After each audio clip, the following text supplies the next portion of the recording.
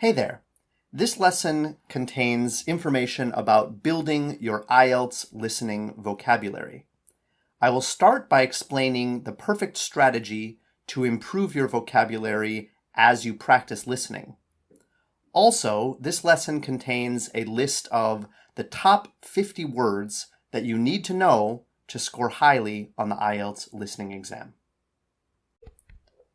Let's start by reviewing the advice that many IELTS instructors give to their students.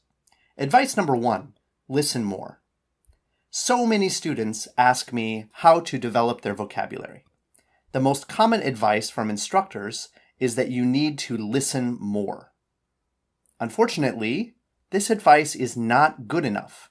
Without a focused strategy, you will not improve your vocabulary.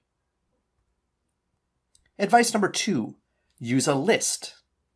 Many instructors advise studying vocabulary lists, and this is a good place to start. The problem with this strategy is that it is not active enough. You do not discover the words yourself, so they do not stay in your memory. Therefore, your vocabulary does not grow. To summarize, listening more and using a list, it is not good enough. These strategies are not complete. Why are these methods ineffective? Simply doing a lot of listening practice can improve your listening ability, but it will not build your vocabulary on its own. Simply studying from a list does not lead to long-term retention. Imagine that you learn a word on Friday and then you are busy all weekend. Are you really going to remember that word on Monday? Of course not. For long-term retention, you need something more than simply listening a lot and studying lists. Now I will explain the more complete strategy for improving your listening vocabulary. You can improve your listening vocabulary by following these steps. First, listen while reading transcripts. Second, take enhanced notes on the vocabulary. Reading the transcripts provides you with focus. Taking notes yourself makes you an active learner. Let's talk about taking enhanced notes. What do I mean by that term, enhanced notes? To remember a word well, you need to know more than just the definition. For each word, you should write down at least 4 things: the definition, related words, words that are connected to or similar to the original word, an example, ideally the example where you found the word for the first time, and then an antonym. An antonym is the opposite meaning of the word. For example, the antonym of big is small. Sometimes writing down the antonym is the trigger that helps you remember the word later. Let's take this word as an example, humanities. Now, this word has a few different meanings, but we are using it in academic study, the way that this word is used in academic study. So we start by writing down the definition, which is this: the branch of learning that includes the arts, classics, philosophy, and history. Now remember, the definition is just the starting point.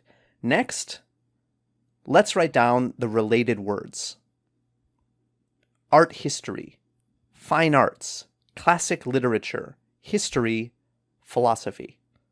These words are all related to that original word, humanities. Writing down these words helps you understand the original word and helps you remember it later. Next, write down an example. Studying the humanities in school can make it difficult to find a well-paying job after graduation.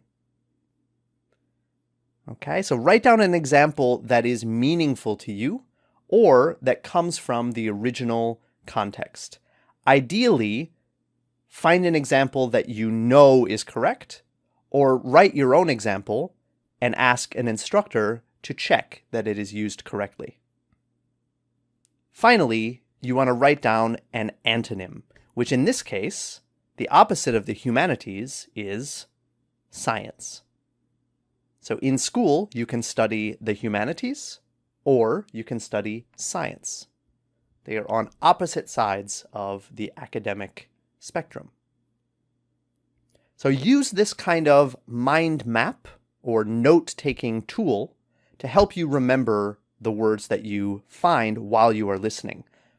Let's look at 4 more examples of words that are also related to academia or university study. Anthropology. Start with the definition: the study of human culture and society. Related words: anthropologist. That is the person who does anthropology. Cultural studies. It's almost the same meaning as anthropology. Human history, mankind. Both of those words related to anthropology. Next, an example. The study of anthropology is interesting because it teaches us about how humans lived hundreds of years ago. Now, this example sort of contains sort of the meaning of the word as well. In this case, there is no antonym. A lot of the words that you study will not have an opposite meaning. Okay, anthropology, there is no opposite meaning for anthropology, so you can skip that for now. Next, agriculture. This word you might be more familiar with: the science, art, and business of farming and ranching. Farming is growing plants, ranching is growing animals. Okay, usually cows or horses. Related words: farming, cultivation, and gardening. And then our example. However, to be sustainable, agriculture must provide the farmer with a living. And this example comes straight from the original context that I found the word. Next, archaeology. The study of history through the discovery and exploration of artifacts, structures, and writings. Related words: excavate, archaeologist, dinosaur, prehistoric, fossil. All of those words connected to archaeology. And then our example sentence: her interest in dinosaurs led her to major in archaeology. Okay, and keep in mind, you don't want to just make a list of these words. For example, archaeology, agriculture, anthropology. These words should be words that you found as you were practicing listening. Finally, psychology. The definition: the science that deals with emotional and mental processes. Related words: behavior, psychologist, personality, mental health. And our example: taking classes in child psychology is beneficial to teachers. So these have been 5 examples of words that you might encounter in the IELTS listening. Probably listening number 3, okay, is where these words would come out, this sort of academic discussion. Here are some tips for how to grow your vocabulary on your own while you practice. The first tip is the most important. Start a vocabulary notebook. You should have a separate notebook just for vocabulary. I recommend splitting your notebook into 2 parts. In one part, vocabulary for listening and for reading. In the other part, vocabulary for speaking and for writing. Remember, words like anthropology, you don't need to use that word while you're speaking. You don't need to use that word while you're writing. You just need to recognize that word. So that is the kind of word that you want to put in your reading and listening vocabulary list. Right? Your writing and speaking vocabulary, those are words that you want to use in your own essay or in your own speaking. That is a different set of words, a different kind of words. The next tip, add pictures to your notes where possible. Many people are very visual learners, and for those kind of people, it's a good trigger for your memory if you can write or draw a picture next to the word. Some words, like psychology, maybe you can't think of a good picture for that. But there are other words that describe objects, for example.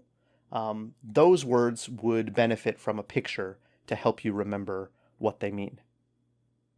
And the third tip, I sort of mentioned already, but when you're studying listening vocabulary, you want to learn for recognition, not replication.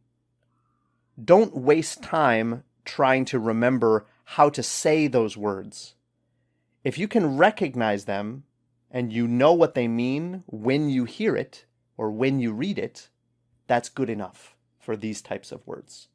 Remember, you're studying vocabulary for listening here, not for speaking, not for writing. Finally, here are 4 resources that you can use while you study to help you take enhanced vocabulary notes. For definitions and examples, I recommend this website, yourdictionary.com. Simple definitions that you can understand easily, and real examples taken from real life. For related words, here is a great website, relatedwords.org. Just type in the original word, like psychology, and you will get a big list of words that are connected to psychology to help you remember. And finally, forvo.com is a great site for pronunciation. You can hear each word pronounced in a variety of different accents, which can be really useful for the IELTS listening. In this video, I have shown you how to expand your own vocabulary as you practice listening. Included in this lesson is a file with enhanced notes on 50 IELTS listening vocabulary terms that you may not be familiar with. The terms are separated into 10 different categories. As you take your own vocabulary notes, use this file as a starting place and an example.